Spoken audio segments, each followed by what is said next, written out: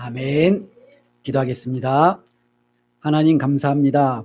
요후에도 하나님 앞에 함께 모여 하나님 앞에 예배를 올려드립니다. 특별히 하나님의 말씀을 통해서 하나님의 뜻을 분별하며 헤아리며 또 그 말씀대로 살고자 다짐해 봅니다. 하나님 이 시간도 우리 가운데 은혜를 허락하여 주셔서 그 말씀에 붙들려 한 주간도 승리하며 살아갈 수 있도록 하나님 함께하여 주시옵소서. 예수님의 이름으로 기도드리옵나이다. 아멘. 예, 많은 분들이 기도를 하는데 기도에 이제 응답이 있으면 얼마나 좋겠습니까? 그런데 기도를 해도 응답이 되지 않는 경우가 상당히 많아서 마음의 아쉬움과 답답함과 또 여러 가지 불편함이 있는 경우도 있는 것을 깨닫게 됩니다. 특별히 오늘 말씀은 우리가 하나님 앞에 간구할 때 응답되지 못하는 그 이유에 대해서 분명하게 말씀해 주고 있는데요. 그 이유를 우리가 다시 한번 확인해 보고 내 안에 혹시라도 간구하는 모든 내용들이 이것 때문에 막혀 있다면 우리가 결단하고 그것을 끊어내는 이 시간이 되기를 바랍니다. 예, 우리는 이렇게 싸움과 이 다툼이라는 단어가 좀 불편하지만 이 싸움이라든지 이 다툼, 분쟁 이와 같은 것들이 우리 인간 사회는요 뗄래야 뗄 수 없는 하나의 좀 특징이 되어져 버린 것 같습니다. 개인 간에도 다툼이 있고 가족 간에도 다툼이 있고 민족과 민족 간에도 다툼이 있고 나라와 나라 사이에도 다툼이 있고 또 나라의 수많은 그 나라들이 존재함에도 불구하고 또 나라가 서로 편을 갈라서 세계대전도 또 이렇게 여러 번 겪어보는 그와 같은 엄청난 일들을 우리는 끊임없이 우리는 목도하기도 하고 또 그 현장 속에서 살아가는 우리들의 모습을 발견하게 됩니다. 특별히 이런 수많은 싸움이 교회는 좀 예외면 좋은데 교회라고 또한 예외가 아니다라는 거죠. 교회의 특징 그러면은 평화, 하나됨, 사랑, 또 온유 이와 같은 걸로 만약에 교회의 특징을 우리가 좀 이야기할 수 있으면 얼마나 좋겠습니까? 그런데 세상에 비춰지고 아니 우리가 돌아봐도 교회의 특징 중에 하나가 다툼, 파벌, 분쟁, 나님, 쪼개짐 이와 같은 단어로도 교회를 우리가 충분히 예상할 수 있기에 참 안타까운 현실을 우리가 살아가고 있는 것 같습니다. 우리가 이제 고린도전서를 수요일 날에 살피고 있는데요. 고린도 교회가 대부분 그런 교회입니다. 어떻게 보면은 서로 아볼로파다, 바울파다, 나는 정말로 베드로파다, 나는 그리스도파다라고 이야기하면서 서로 찢어져서 정말로 한 공동체 안에 파당을 지으면서 살아가고 있는 공동체 모습을 보게 되고요. 한국교회도 다르지 않지요. 이 한국교회 안에도 수많은 파벌과 나님과 어쩌면 서로 쪼개짐으로 말미암아 한국교회의 특징 중에 하나가 어떻게 보면 이 분단과 파당이 아닌가라고 싶을 정도로 이 싸움과 다툼은요 교회 안에서도 상당한 어떻게 보면 영향력을 발휘하는 것을 보게 됩니다. 특별히 이 싸움과 다툼이 그러면은 어디에서부터 시작이 되느냐라는 것이 굉장히 중요하잖아요. 오늘 말씀은 바로 거기서부터 시작을 하고 있다는 겁니다. 1절 말씀을 제가 한번 읽어보겠습니다. 너희 중에 싸움이 어디로부터 다툼이 어디로부터 나느냐 분명히 물어보고 있잖아요. 우리 안에 싸움과 다툼이 너희 지체 중에서 싸우는 정욕으로부터 나는 것이 아니냐.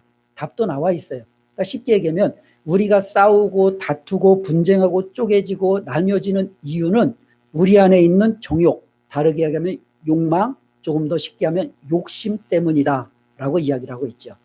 저는 이렇게 손을 보면은 이 검지와 여기 엄지 사이 여기에 제가 칼자국이 나 있어요. 예. 이 칼자국이 좀 길게 한 2cm 정도 이렇게 칼자국이 나는데 이 칼자국이 어렸을 때 부엌칼로 이게 잘린 칼자국이에요. 이게 덜렁덜렁거릴 정도로 저도 이제 기억이 나는데 이 손이 좀 비었던 기억이 납니다. 근데 이 손이 왜 비었느냐 그 이유를 들어보면 정말 아무것도 아니에요. 한 초등학교 이제 저학년이었던 것 같아요. 동생이랑 2살 차이 나는데 남동생하고 이제 라면을 놓고 이 라면을 우리 같이 나누어 먹자라고 얘기를 했어요. 그래서 이제 이 라면을 나누어 먹는데 누가 더 많이 먹어야 돼요? 제가 형이고 동생이잖아요. 근데 이제 뭐 동생은 양보하겠어요? 안 하겠어요? 안 하죠. 그러면 우리 똑같이 나누어 먹자. 이제 한 거예요. 그럼 칼 가져와. 그래서 이제 동생이 부엌에 가서 부엌칼을 가지고 온 거예요. 예, 그래서 이제 라면을 신문지에다 딱 올려놓고 자, 맞지? 이제 서로 이제 되는 거예요. 맞는 것 같아.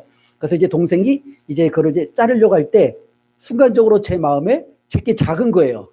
예, 잠깐 하고 제가 손을 놓은 거예요. 근데 쑥 내려가면서 라면이 안 잘리고 예, 제 손이 이렇게 칼자국이 난 거죠. 예. 아우, 저런 무식하게 사는 저런 형제들이 있나. 그쵸? 예, 속으로 그렇게 생각할지 모르지만 제 안에 있는 어떻게 보면 뭐예요? 욕심, 그쵸? 그 욕심이 동생에게 조금이라도 더 가는 것을 용납하지 못하는 거죠. 그러니까 칼이 내려오든 말든 어떻게 해요?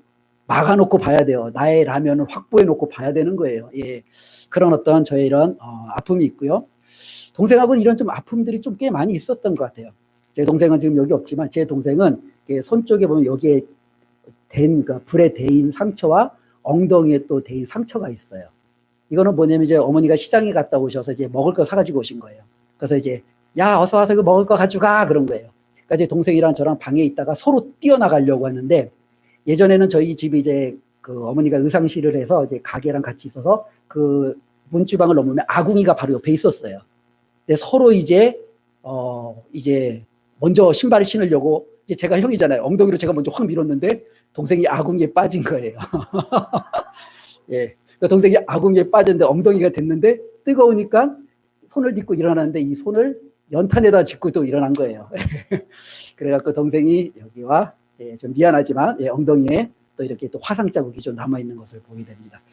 왜 그래요? 예, 왜 형제들끼리 양보하지 못하고 싸우나요? 예, 원인은 오늘 말씀에 있죠. 우리 안에 뭐 때문에요? 욕심 때문에 그래요. 욕심. 이 욕심과 욕망은 우리로 하여금 이성적인 판단을 완전히 망각시키는 것 같아요. 순간적으로 내가 저거를 차지하지 않으면 무조건 나는 망하고 나는 정말로 비참한 사람이 된다라는 그런 강박관념을 심어주는지 어떻게 해서든지 그것을 갖기를 원하는 거죠. 설사 내가 저거를 못 가지면 어떻게 해요? 너도 못 가져. 이것이 어떻게 보면은 욕심이 주는 마음인 것 같아요. 만일 욕심이 없다면 그래 뭐 너가 써라. 너가 좀 더 가져라. 양보하면 얼마나 좋겠어요.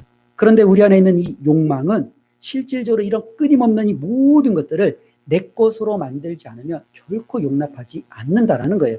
그래서 야고보도 그 욕심의 무서움을 어떻게 보면 저보다 좀 더 적나라한 단어로 표현을 했는데요. 2절 한번 볼게요.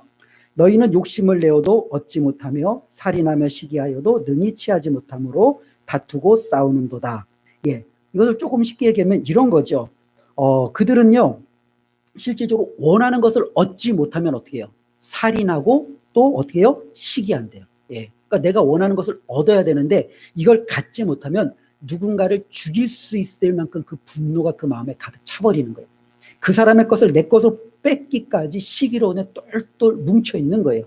만일 내가 원하는 것을 얻지 못하면 어떻게 해요? 싸워서라도 다퉈서라도 그 사람과 어떻게 사생결단을 내서라도 내 것으로 취한다라는 거죠. 이게 바로 욕심이 주는 굉장히 무서움이라는 거죠. 그래서 오늘 사도 야고보는요 우리에게 한번 질문을 합니다. 너희 중에 다툼과 너희 중에 싸움과 너희 중에 분쟁과 너희 중에 여러 가지 어려움들이 도대체 어디로부터 오느냐라고 질문하는데 그 질문의 답은 우리 안에 있는 욕심 때문입니다 라고 이야기합니다. 그런데 또 야고보는요 우리에게 또 하나의 질문을 해요. 너희가 정말로 하나님 앞에 기도하는데 이 기도함에도 불구하고 얻지 못하는 이유는 또 무엇 때문이냐라고 질문을 해요. 그때 야고보는 그것에 대한 대답도 하죠. 우리 2절 마지막 부분부터 3절까지 제가 한번 읽어보겠습니다. 너희가 얻지 못함은 구하지 아니하기 때문이요 구하여도 받지 못함은 정욕으로 쓰려고 잘못 구하기 때문이라. 예, 어떤 사람은 하나님 앞에 기도해요, 구해요, 간구해요. 하나님 앞에 그 필요를 다 이렇게 소상하게 아뢰요. 그런데 이상하게 그 사람은 기도해도 얻지 못한대요. 하나님 앞에 응답받지 못한대요. 그 이유를 야고보는 뭐라고 얘기하고 있어요? 우리 안에 있는 욕심 때문이다 라고 이야기하고 있는 거죠. 그러니까 이 욕심이 상당히 어떻게 보면 우리에게 있어서 제거해야 될 너무나도 중요한 대상임을 우리는 깨닫게 되는 것 같습니다. 특별히 제가 서두에도 이야기하는 것처럼 많은 성도분들이 하나님 앞에 나아가 기도합니다. 새벽마다 기도하고 밤에 기도하고 잠자기 전에 기도하고 때로는 생활하면서 무시로 하나님 앞에 하나님의 이름을 부르며 자신의 필요를 위해서 기도합니다. 그런데 우리가 그런 많은 기도를 하는데도 불구하고 응답받지 못하는 이유들이 있다는 겁니다. 때로는 그 응답받지 못하는 이유를 방금 읽은 3절과 4절의 야고보는 두 가지로 이야기하는데, 첫 번째는 구하지 않아서 응답받지 못한다라고 얘기해요. 근데 요거는 별 우리에게 큰 뭐랄까요? 당연한 거 아니겠어요? 내가 하나님 앞에 구하지 않았으니까 뭐 응답받지 않았으면 뭐 별로 큰 아쉬움은 없을 것 같아요. 예, 내가 구했는데도 안 주시니까 좀 섭섭하지, 좀 아쉽지, 이런 마음을 가질 수 있지만, 내가 구하지 않았으니까 뭐 하나님이 뭐 응답해 주지 않는 것은 뭐 그렇게 내가 뭐 납득할 수 있어, 그런 생각을 할 수 있잖아요. 그런데 한편으로 보면은요, 우리 안에 욕심이 있는 사람은요, 구하기보다는 다퉈서 싸워서 빼앗는 게 더 익숙해요. 그러니까 욕심이 있는 사람은 하나님 앞에 나가 기도하기가 쉽지가 않아요. 예. 왜냐하면 내 안에 있는 이 욕심이, 야 저거 뺏어버려, 야 저거 가져와 버려, 그러면 내 손이 먼저 나가고 내 발이 먼저 나가고 내 행동이 먼저 나가지, 내가 필요하기 때문에 하나님 앞에 무릎 꿇고 하나님의 도우심과 하나님의 은혜를 구하러 나가지 않는다라는 거예요. 이 욕심이 있으면 이 욕심을 가지고 정말로 내가 하나님 앞에 구하기란 굉장히 어렵지요. 그렇기 때문에 구하지 않으니까 하나님 앞에 기도의 응답을 받지 못한 부류의 성도들이 있지요. 또 한편으로는요, 기도해요. 하나님 앞에 간구해요. 정말로 부르짖어요. 그럼에도 불구하고 응답이 되지 않는 것, 그것은 방금 이야기한 야고보가 이야기한 것처럼 뭐 때문에요? 욕심으로 구했기 때문에 그래요. 내 욕망으로 구했기 때문에 그래요. 내가 정욕으로 쓰려고 구했기 때문에 하나님께서는요, 그 기도에 응답해 주지 않는다라는 거예요. 우리 많이 들어왔잖아요. 아이들에게 부모님들이 정말로 그 아이들의 모든 소원을 다 들어주지는 않습니다. 그 아이가 합당하게, 나이에 걸맞게, 상황에 맞게 요구하면 대개의 부모님들은 다 들어줘요. 그러나 그 아이가 전혀 상황하고는 상관없이, 그의 나이와 그의 어떤 연령과 그의 인격의 성품하고는 상관없이 정말로 말도 안 되는 것을 구할 때 어떤 부모가 그 자녀의 요구에 응답하겠습니까? 하나님이 그와 같다라는 거예요.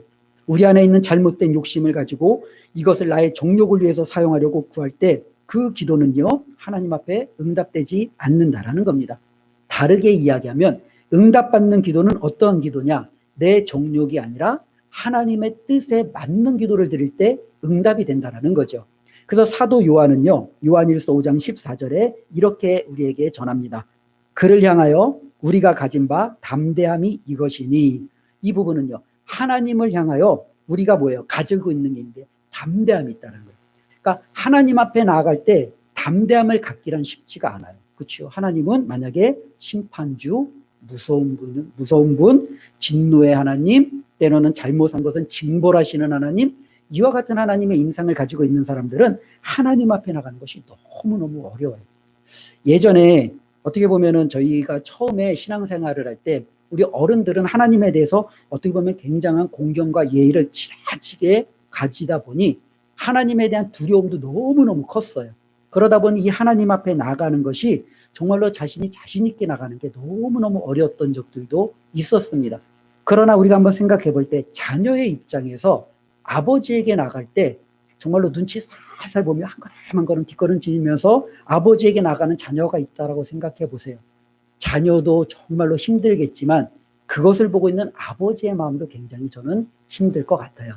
저에게 자녀가 있을 때 저는 자녀가 아빠 하며 저한테 뛰어오는 것을 좋아하지, 자녀가 뒷걸음치며 저의 눈치를 보며 정말로 갈까 말까 하다가 저에게 할 수 없이 오는 그러한 자녀를 보면 저는 굉장히 마음이 아플 것 같아요. 그런데 우리는요, 하나님 앞에 담대함이 있대요. 그건 뭐예요? 마음껏 나갈 수 있다는 거죠. 용기 있게 나갈 수 있다는 거예요. 예전에는 누가 감히 하나님 앞에 마음껏 나갈 수 있습니까?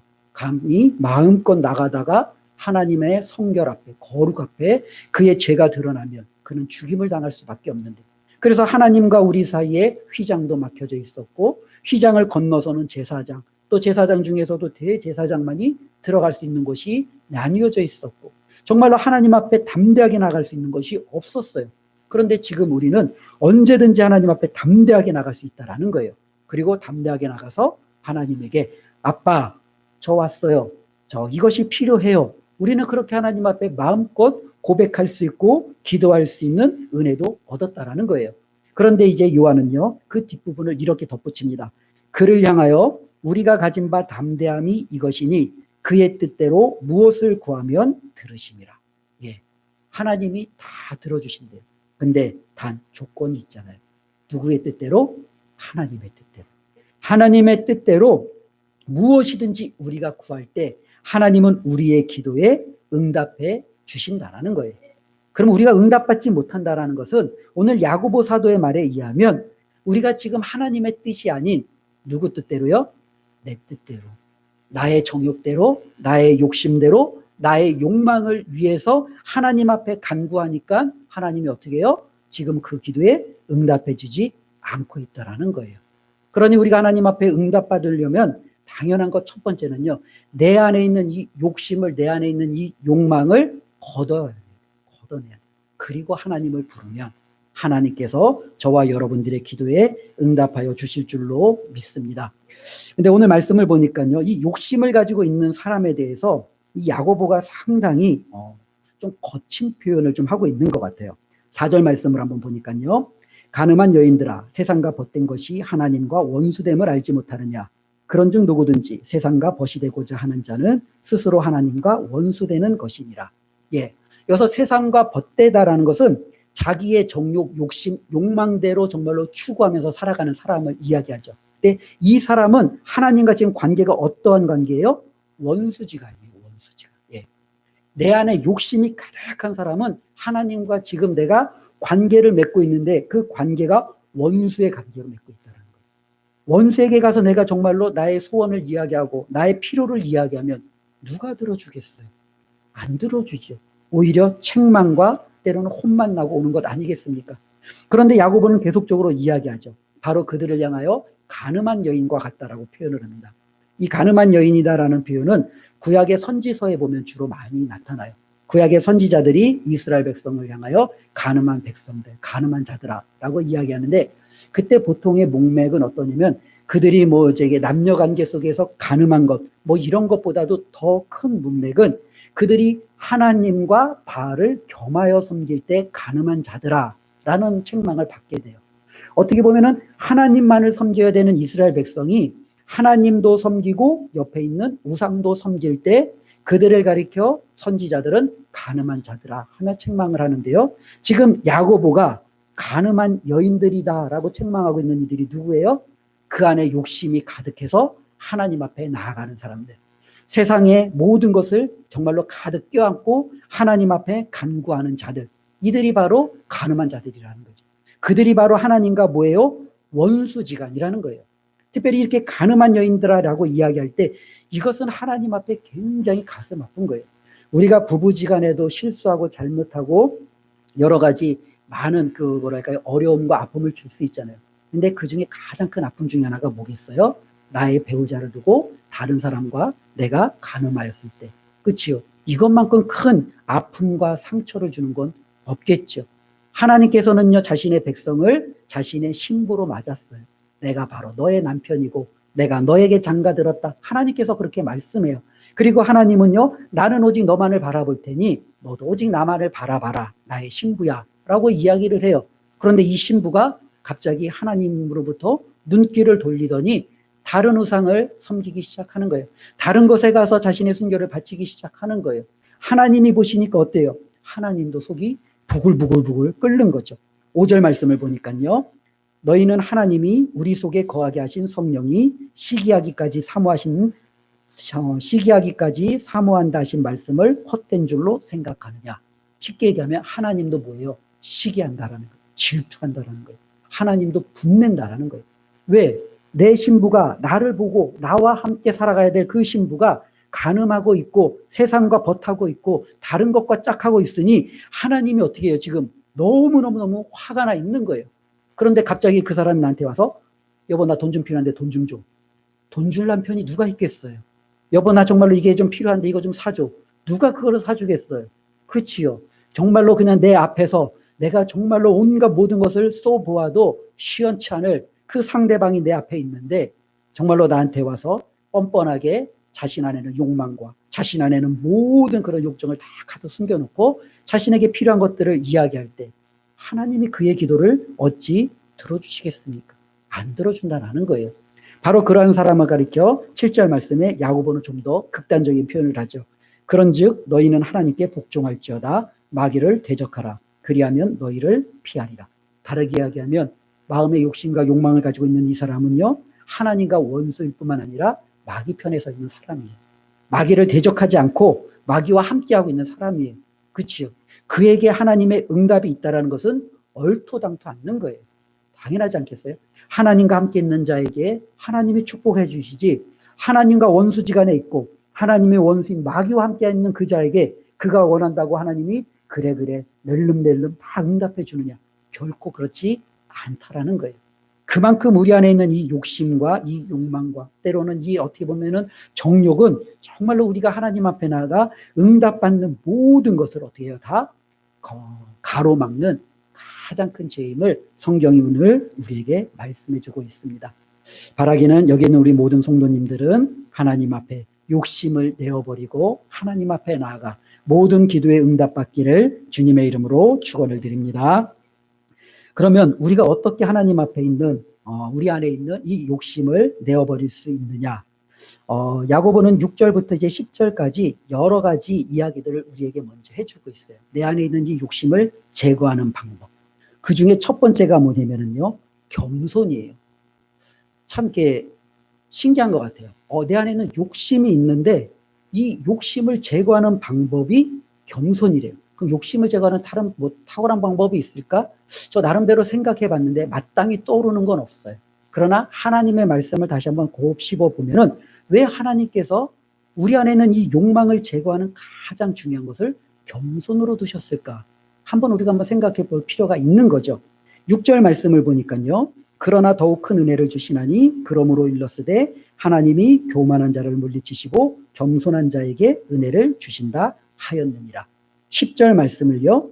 주 앞에서 낮추라 그리하면 주께서 너희를 높이시리라. 예. 어떻게 보면은 정말 이 말씀을 읽어보면 알 것 같아요. 그렇지 않아요? 하나님 앞에 정말로 자신의 어떤 정욕을 가득 담고 온 사람이 자신의 이 정욕대로 모든 것을 하나님 앞에 아뢰요. 당연히 응답이 안 돼요. 하나님의 은혜가 그에게 임하지 않죠. 축복이 임하지 않죠. 왜? 하나님은 정욕을 가득한 사람에게 은혜를 주시지 않아요. 하나님은 그렇다고 이 정욕을 다 내려놓은 사람에게 은혜를 주시느냐? 또 그렇지도 않아요. 그런데 하나님은요, 자신이 은혜 베푸는 자를 분명히 성경에 우리에게 말씀해 주셨어요. 어떠한 자에게요? 겸손한 자에게. 하나님은 겸손한 자에게 은혜를 주시겠다라고 이미 그 이전부터 말씀해 오셨어요. 그러니 하나님의 은혜를 사모하는 자들은 하나님 앞에 가장 먼저 가져야 될 자세가 뭐예요? 겸손이에요, 겸손. 이 겸손이란 다르게 이야기하면 나를 낮추는 거죠. 나는 아무것도 하나님 앞에 내세울 것이 없다라는 것을 인정하는 거예요. 하나님이 주셔야 나는 받을 수 있다라는 것을 고개를 끄덕이며 용납하는 거예요. 하나님의 은혜가 아니면 나는 정말로 여기에서부터 일어설 수 없다라는 사실을 하나님 앞에 철저히 인정하며 그분 앞에 무릎을 꿇는 거예요. 바로 그와 같은 자에게 하나님의 은혜가, 하나님의 높여지심이 임한다라고 분명히 말씀하고 있다라는 거예요. 그래서 성경에는요, 이 겸손한 자에게 주시는 축복이 참 놀라운 것 같아요. 하나님은 겸손한 자와 함께 하시고, 하나님은 겸손한 자의 소원을 들으시고, 하나님은 겸손한 자에게 은혜를 베푸신다. 예. 그러기에 하나님의 은혜를 사모하는 자에게 가장 먼저는요, 겸손이에요. 어쩌면 이 정욕과 교만도 다르게 이야기하면 하나의 어떻게 보면 겸손하지 못한 모습이겠죠. 그렇죠? 겸손하지 못하니까 나가 가지고 있는 힘과 무엇으로 움켜잡으려는 그런 모습 아니겠습니까? 하나님은 이것을 내려놓을 때, 하나님 앞에 겸손하게 나아갈 때 그 사람의 기도에 응답해 주심을 우리가 다시 한번 기억했으면 좋겠습니다. 또한 이제 7절과 8절을 보니까요. 그런즉 너희는 하나님께 복종할지어다 마귀를 대적하라 그리하면 너희를 피하리라 하나님을 가까이 하라. 예, 여기서는요, 두 번째는 하나님께 복종하고 하나님을 가까이 하래요. 예. 어쩌면 하나님께 복종하고 하나님께 가까이 하면 우리 안에 있는 이 욕심이 어떻게 해요? 사라질 수 있다라는 거예요. 우리 안에 있는 이 욕망과 이것들이 제거될 수 있다라는 거예요. 우리 안에 있는 욕심과 욕망과 정욕이 있으면 제일 좋아하는 게 누구냐면 바로 마귀예요. 그렇죠? 그러니까 마귀가 딱 알아서 달라붙잖아요. 그리고 마귀는 우리 안에 있는 그 정욕, 그 욕심을 자꾸 이제는 어떻게 해요? 꼬드기는 거죠. 자꾸 우리에게 옆에서 자꾸 돋구는 거예요. 그것을 행하라고. 그런데 그 순간에 내가 하나님 앞에 순종하고 내가 하나님 앞에 가까이 나아가면 내 안에 있는 욕심이 정욕이 사라질 수밖에 없는 거죠. 그것이 제거될 수밖에 없는 거죠. 내 안에 있는 욕심과 정욕이 사라지면 마귀는 더 이상 내 곁에 있지 않겠죠. 마귀도 자연스럽게 떠나가는 거예요. 우리 주님께서 우리가 잘 아는 대로 공생애를 시작하시기 전에 광야에서 40일 동안 금식하셨습니다. 그리고 이제 40일 동안 금식하며 기도하시니 얼마나 줄이시겠어요. 그러니까 우리 주님도 육체를 가지신 분이라 아마 육체에 이런 욕망이 있죠. 그 욕망이 뭐겠어요? 배고픔의 욕망. 그렇죠? 먹고 싶으니 간절한, 어떻게 보면 그와 같은 나름대로의 욕구, 이것이 주님 앞에 얼마나 크게 일어났겠어요. 그 순간에 누가 달라붙어요? 마귀가 달라붙는 거예요. 돌덩이로 떡을 만들어 먹어라. 마귀가 어떻게 보면 그럴싸하게 달라붙는 거예요.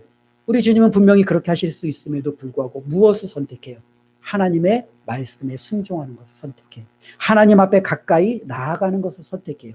그러자 마귀가 예수를 떠나고 천사들이 와서 예수님께 수종들더라. 이 표현을 우리가 보게 되는 거죠.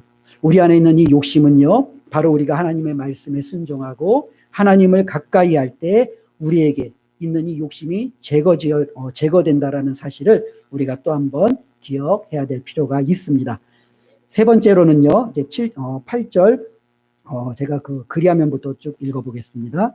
그리하면 너희를 가까이 하시리라. 죄인들아, 손을 깨끗이 하라. 두 마음을 품은 자들아, 마음을 성결하게 하라. 슬퍼하며 애통하며 울지어다. 너희 웃음을 애통으로, 너희 즐거움을 근심으로 바꿀지어다. 예, 여러 가지 표현들이 있지만 이 표현을 딱 한마디로 하면 무슨 표현이겠어요? 구약의 선지자들이 이스라엘 백성들에게 이것을 촉구하면서 바로 요구했던 모습들이 바로 이거예요. 한마디로 회개하라는 거죠. 회개하라는 거예요. 회개하라는 것은 손을 깨끗이 하고 마음을 깨끗이 하고 내 안에 있는 이 정욕과 욕심 때문에 더러워진 것들 때문에 슬퍼하며 애통하며 울며 근심하며 이것을 어찌할꼬 하나님 앞에 내가 정말로 간절히 부르짖는 그 모습이 있어야 된다라는 거죠. 바로 우리 안에 있는 이 교만과 정욕과 욕심이 있음에도 불구하고 여전히 그것을 내버려 두면은 우리는요, 하나님 앞에 아무리 기도해도 시간 낭비일 뿐이라는 거예요. 아무리 우리가 하나님 앞에 간절히 간구해도 그 모든 것이 우리에게 응답해 주지 않는 하나님 때문에 상처로밖에 안 온다라는 거죠. 그렇기 때문에 우리가 하나님 앞에 나아가 기도하는 저와 여러분들에게 있어서는 바로 내 안에 있는 이 욕심을 끌어내고 하나님이 원하시는 그 뜻을 쫓아 우리가 구할 때 저와 여러분들의 삶에 더 많은 기도의 응답이 풍성하게 임할 줄로 믿습니다. 우리가 예전에 어른들이 이게 악순환이다라는 얘기를 많이 해요. 어떤 사람이 가난해요. 가난하니까 잘 못 먹잖아요. 못 먹고 자라니까 몸이 좀 부실부실하고 좀 이렇게 자주 아파요. 그러니까 자주 아프다 보니까 직장도 제대로 잘 못 다녀요. 그러니까 또 직장도 잘 못 다니다 보니까 또 어떻게 해요? 가난해요. 어떻게 해요? 그 사람의 삶은 계속 여기에 연속이에요. 이런 악순환들은 똑같이 우리가 적용하잖아요. 어떤 사람은 가난해요. 그러니까 배우질 못했어요. 배우질 못하다 보니까 좋은 직장을 가질 수 있는 능력이 없어요. 능력이 없다 보니까 또 좋은 직장 갖지 못하고 하루하루 전전긍긍하며 또 가난하게 살아요. 어쩌면 이게 악순환이잖아요. 많은 사람들이 이 악순환의 어떤 고리를 끊어야 그 사람은 좀 더 나은 삶의 단계로 나아갈 수 있지 않겠습니까? 영양이 부족해서 몸이 부실한 사람은 몸의 건강을 만들어야 하든지 능력이 부족하고 지식이 부족한 사람은 능력과 지식을 채워서 그것을 돌파구로 삼아야 되는 것 아니겠습니까? 우리도 마찬가지라는 거예요. 내 안에 있는 욕심은 가득해요. 그러다 보니까 내 다툼과 싸움으로 그냥 뭐든지 내가 움켜쥐기도 하고 하나님 앞에 나가 간구하기도 하는데 또 여전히 응답은 없어요. 응답이 없으니까 나는 또 욕심으로 가득하고 또 움켜쥐고 싸우고 또 하나님 앞에 간구하고 또 하나님의 응답은 없어요. 우리도 그런 악순환에 살고 있잖아요. 어딘가부터 우리가 그거를 끊어내야 된다는 거죠. 오늘 야고보는 바로 욕심을 제거하면 그것을 끊어내면 하나님 앞에 나아가 기도하는 것이 응답될 수 있다라고 이야기하고 있습니다. 그리고 그것에 대한 세 가지 방법으로 하나님 앞에 겸손하게 나아가고 무엇보다도 하나님의 말씀에 더 순종하며 가까이 하고 우리 안에 있는 정말로 그 죄악에 대해서 회개할 때 하나님 앞에 온전히 승리할 수 있는 진정한 복된 삶이 될 수 있다라고 이야기하고 있습니다. 우리가 싸우느라 다투느라 기도도 못했고 또 기도에도 응답되지 못해서 하나님 앞에 많은 아쉬움과 서운함이 있었다면 오늘 말씀을 통해서 다시 한번 하나님 앞에 결단했으면 좋겠습니다. 하나님, 이제는 내가 그런 악순환의 고리를 끊어내고 욕심을 하나님 끊어내고 하나님의 뜻을 구하여 내 삶에 이제는 하나님의 응답에 선순환이 계속적으로 일어나는 그와 같은 삶이 되기를 원합니다. 올해는 저의 삶이 하나님 앞에 이렇게 나가기를 원합니다. 우리 모두가 그렇게 되기를 주님의 이름으로 축복드립니다. 기도하겠습니다. 하나님 감사합니다. 우리를 자녀 삼아주시고 또 우리가 하나님 앞에 마음껏 나갈 수 있도록 우리를 불러주시고 우리를 인도해 주셔서 감사합니다. 또한 우리가 기도하게 하시고 그 기도에 응답하시겠다라고 약속해 주셔서 감사합니다. 그 하나님의 약속을 믿고 우리가 마음껏 기도하고 올 한 해는 우리가 기도하는 모든 것들이 하나님의 응답의 역사로 가득 넘치도록 주님 우리를 축복하여 주시옵소서. 예수님의 이름으로 기도드리옵나이다.